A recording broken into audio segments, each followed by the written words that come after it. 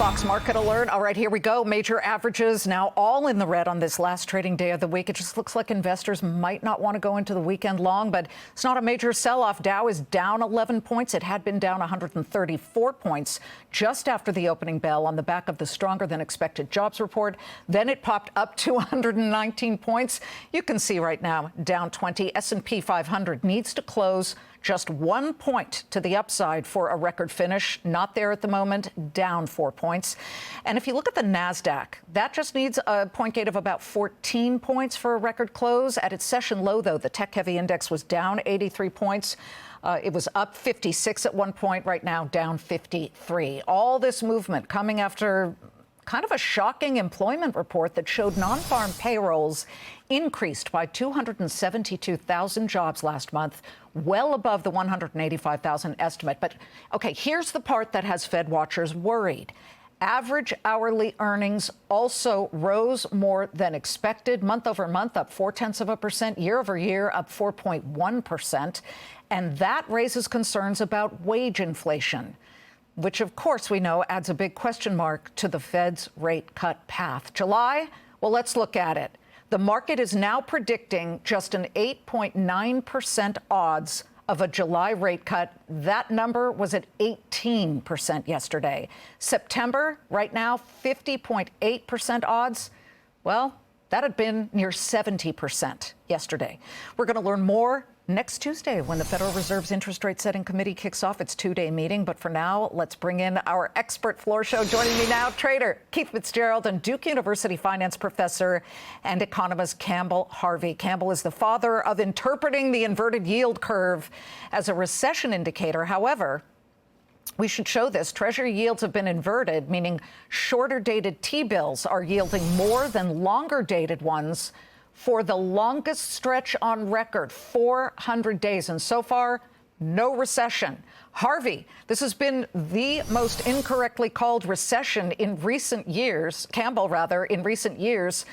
Is the inversion thesis a failure this time? I think it's way too early to declare a failure. If you look at the last 8 recessions, the maximum lead time is actually 23 months. So to go to the historic maximum, we'd have to wait until October. And there are a few recessions with 17-month lead times. We're at 19 right now. So we're not even outside the historic range the way I calculated based upon monthly averages. You just presented dailies, but in terms of monthly, we're still not out of the woods. Mm-hmm. And there's plenty of indicators out there outside of the yield curve that are pointing to a potential slowdown, including the jobs number today. OK, so let's just explain. When you're talking about a yield curve inversion, that basically means shorter dated treasuries, and you go by the 3-month, are yielding way more than longer dated, the 10-year. And the difference right now looks to me to be about 97 basis points. The 3-month yielding 5.39%, 10-year yield 4.43%. Keith, you as a stock trader, how closely do you watch this, or do you just ignore these kinds of signals and dive into what you think are the best companies out there? Well, that's an interesting question, Liz, and it's changed a lot over the years. When I first started in this business and dinosaurs roamed the earth 40 years ago, that was a very important data point.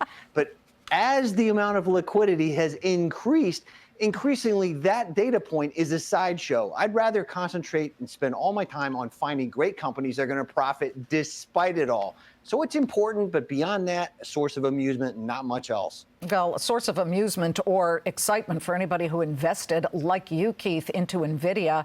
We can put that up there right now. NVIDIA not doing as well, certainly today and yesterday, as investors would love to see. But we've got the stock split, 10 for 1, going into this session, and I'm looking right now, Campbell, at the equity market, which will close to the upside across the board, Dow, S&P, and NASDAQ for the week.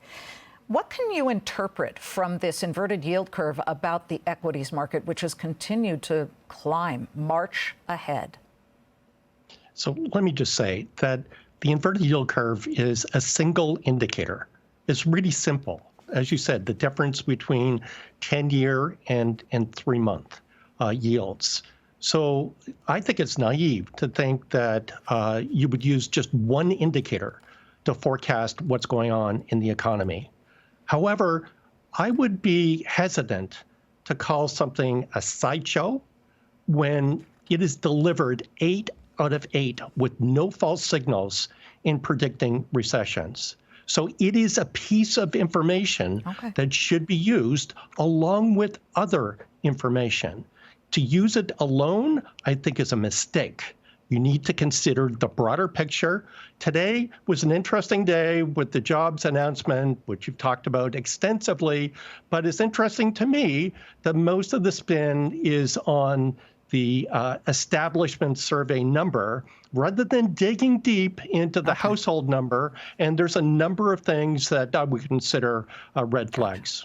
Professor Harvey, Keith Fitz-Gerald, great to have you on this very busy Friday.